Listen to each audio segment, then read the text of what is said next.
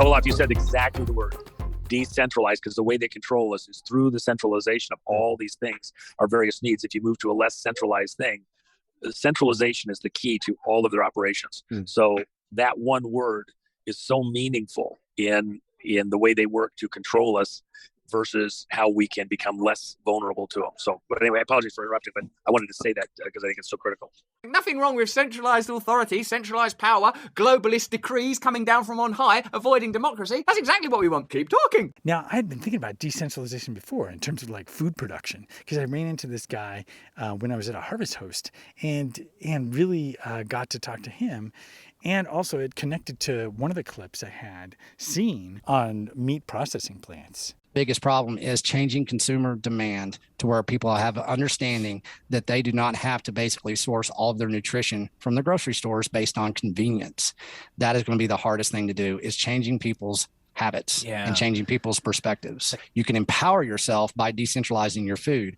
The best food to decentralize right now for your family and yourself is beef. Decentralization. Where have we seen that before? And then I realized it's all within the 50 states.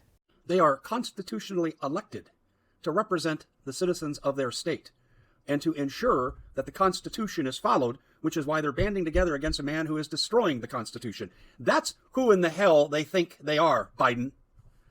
Well, I'll tell you, his speech on September 1st, you're MAGA, you're America first, you're a domestic terrorist, we're coming to get you. And then this speech, who in the hell do you think you are speech? How dare you challenge me? Don't you know who I am? These speeches will go down in infamy as the worst, most oppressive speeches in American history. Oh, this is awesome pushback. There's more. Think about the sheriffs and basically how they are elected rather than hired. That one thing makes them more likely to follow the Constitution. But there are some that do and some that don't. There are constitutional sheriffs, for example. When laws are completely contrary and contradict the Constitution and principles of liberty that America was founded upon, who's going to stop it?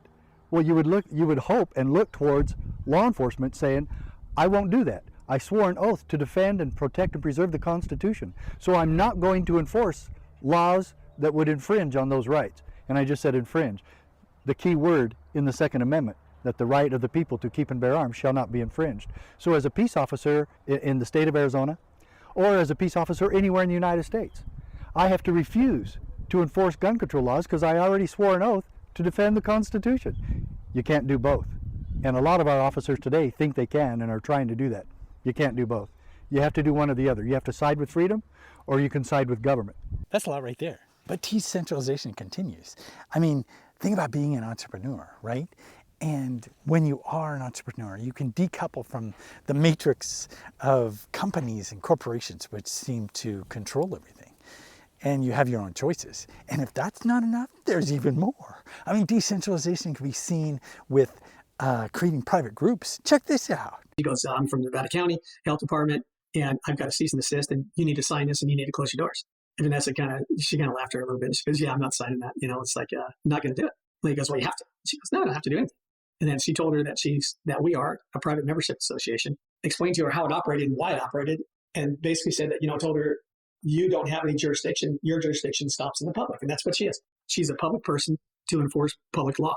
And what happens when you enter into an LLC or corporation, a use permit, a county health department permit, any of those things are all contracts. And when you enter those contracts, you need to obey by their rules and their laws.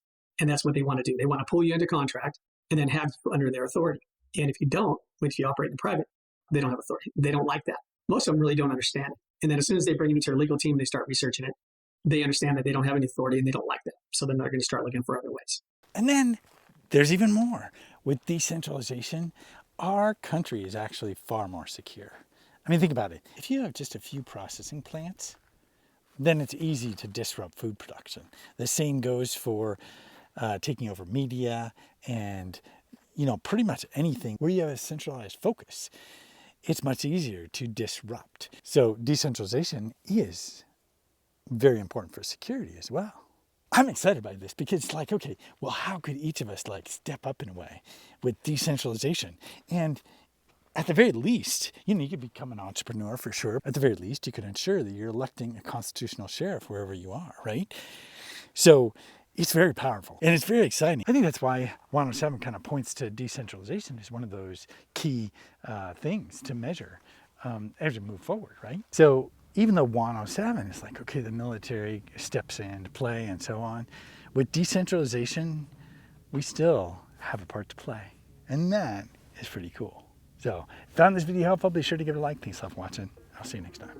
Being out here and traveling a lot, I sometimes get triggered by memories. You know, things like seeing a dog bowl and then just going, how is it even possible? Oh, come on, it's a dad joke. Come on, you smiled a little, right? Right? Bowling dog, dog bowling, right? Right?